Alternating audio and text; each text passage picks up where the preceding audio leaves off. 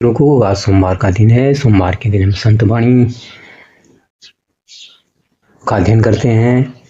आजकल हम संत कबीरदास जी के दोहों का मनन कर रहे हैं, क्योंकि उन्होंने इतने दोहे लिखे हैं और इतनी समग्र दृष्टि से इतनी व्यापक सूक्ष्मता लिए हुए सारी चीज़ों का उन्होंने अन्वेषण किया है।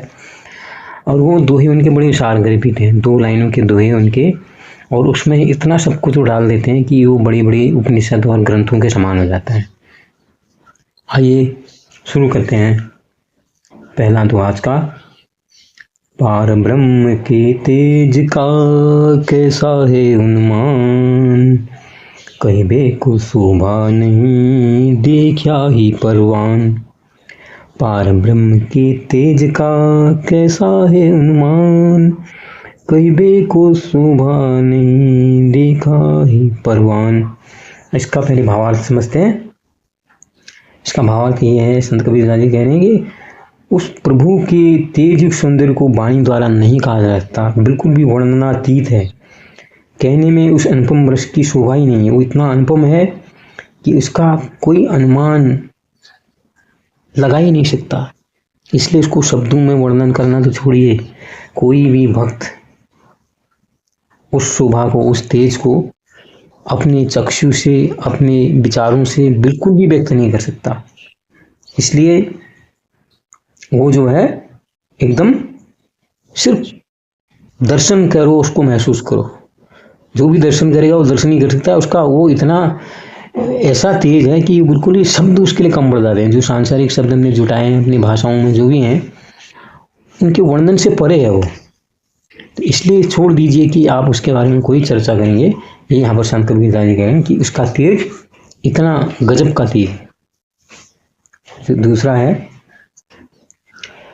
अंतरिके कंवल प्रकाशिया ब्रह्मा वासता होए, मन भौरा ता लुभ दिया जागीना जन कोई।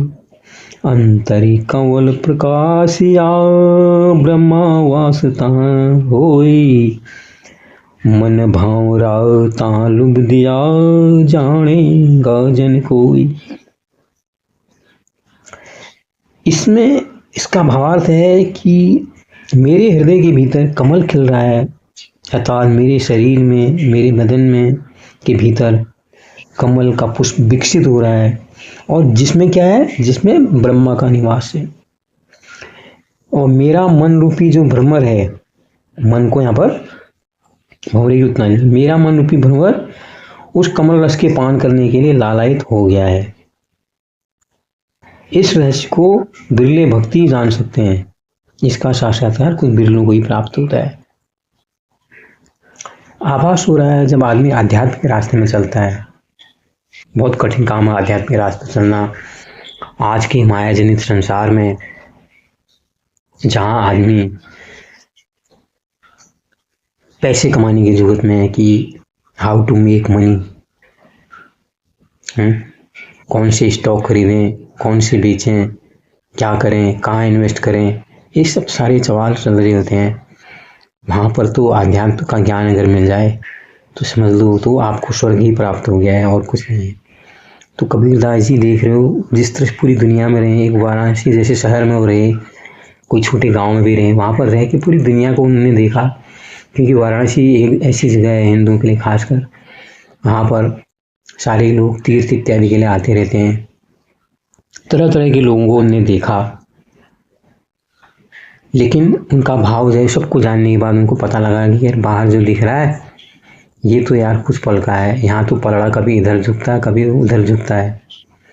तो इसलिए उन्होंने वहाँ से हटा के उन्होंने अपने अंदर में ध्यान दिया। और जब अंदर में ध्यान दिया तो उसी के लिए वो कह रहे हैं कि वो प्रभु की कृपा से मेरे अंदर भी जो कमल का फूल है वो खिल चुका है, मुझे ऐसा लग रहा है। और इसीलिए वो कह रहे हैं कि ऐसा जो संयोग होता है बहुत कम लोगों को होता है। वो कह रहे हैं कि मुझे कृपा है ऊपर वाले की, जो मुझे इस चीज़ का अनुभव हो रहा है कि मेरे अंदर कमल खिला है और कमल में ब्रह्मा विराजमान है।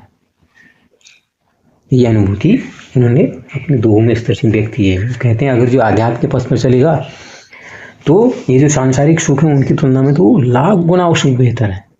और जो उसने वो सुख पा लिया फिर वो सांसारिक सुखों के प्रति आकर्षित नहीं होगा। तीसरा दोहा,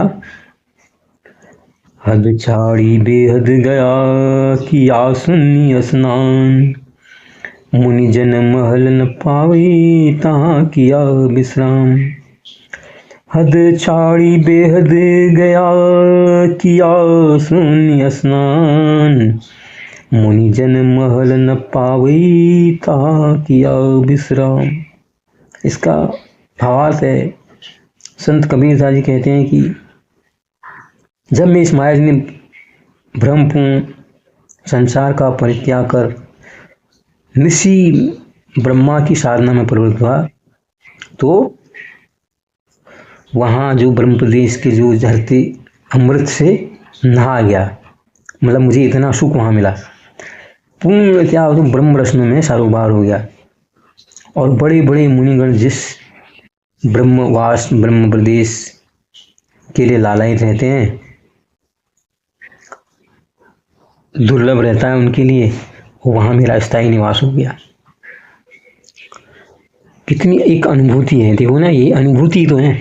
हम सारी चीज़ें क्या करते हैं, मनुष्य के अंदर चेतना है, एक चेतना बहिर्मुखी हो गई है तो वो भौतिक सुख साधनों की ओर देख रही है।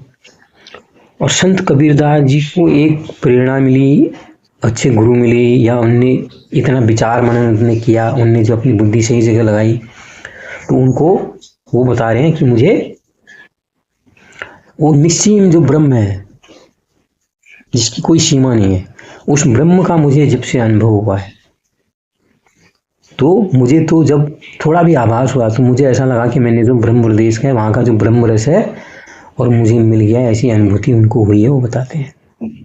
और वो जो दुर्लभ आनंद मुझे आ रहा है, वो दुर्लभ आनंद जो बड़े बड़े बिरले जो साधु संत लगे रहते हैं ना, घाट घाट घूमते रहते हैं, नदी नदी घूमते रहते हैं, कभी केदारनाथ, कभी बद्रीनाथ, कभी यमुनोत्री, कभी गंगोत्री, कभी हरिद्वार, कभी प्रयाग, हाँ, कभी उज्जैन, कभी नासिक, कभी कन्याकुमारी, तो उनको वो चीज़ नहीं मिल गई है।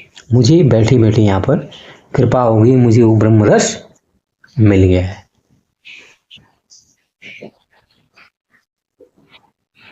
आज का अंतिम दोहा पढ़ते हैं।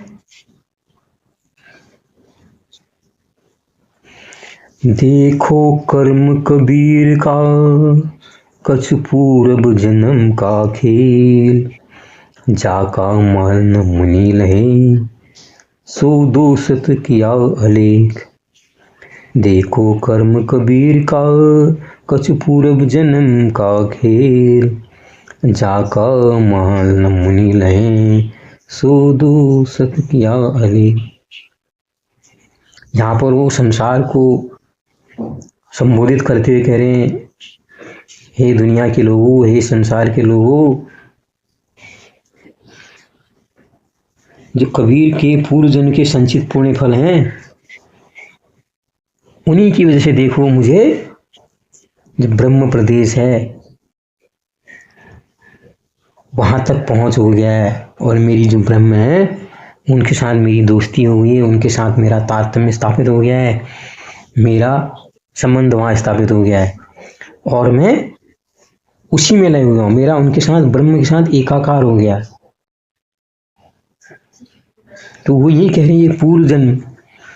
अब यहाँ पर पूर्व जन्म के बड़े अर्थ हैं, उनने किस संदर्भ में कहा, या उनने कहा कि पूर्व जन्म मतलब जैसे जो विचार हैं, या जो कहते हैं एक आत्मा मुक्त होती है, विचार जो होते हैं, विचार कभी मरते नहीं है, शरीर मर जाता है, विचार रहते हैं। किसी संत के, किसी गुरु के विचार उन्होंने अपनाए तो उसको पूर्व जन्म का कर्म कह रहे हैं उसको। जो किसी अच्छे साधु संत के जो विचार उन्हें सुने, उनको उन्होंने आत्मसात किया, उसके फलस्वरूप उनका संयोग रहता, वो गुरु के विचारों को समझ पाए, और समझ पाए तो उनको पहले ही पता लग गया कि संसार क्या है, मिथ्या है, माया है। यहाँ पर वही आदमी जन्म मरण के चक्र में पड़ा रहता है। जब उनको इस चीज़ का आभास हो गया तो वो जिस भी गुरु के संपर्क में, जिस गुरु का सानिध्य मिला, उसकी वजह से उनको ब्रह्मा के बारे में जानकारी पता लगी, और जब ब्रह्मा के बारे में उन्होंने मनन चिंतन शुरू किया तो वो कह रहे फिर तो मुझे संसार के माया से सुखों से कोई मतलब ही नहीं रह गया। तो कह रहे देखो मैं कितना भाग्यशाली है, वहाँ कितने लोग लगे रहते हैं, लालायित रहते हैं कि हमें वहाँ ब्रह्मा के दर्शन हो जाएं, ब्रह्मा का एक आकार हो जाए, लेकिन मैं तो इतना कामयाब हूँ, मैं इतना कृतार्थ हूँ अपने गुरुजनों का, या जिनने मुझे विचार दिया उन्होंने मुझे ब्रह्मा के साथ एकाकार कर दिया। तो ये थे आज के दोहे। अगले सोमवार फिर नए दोहों के साथ फिर आएंगे। लाइक कीजिए, शेयर कीजिए, सब्सक्राइब कीजिए। नमस्कार।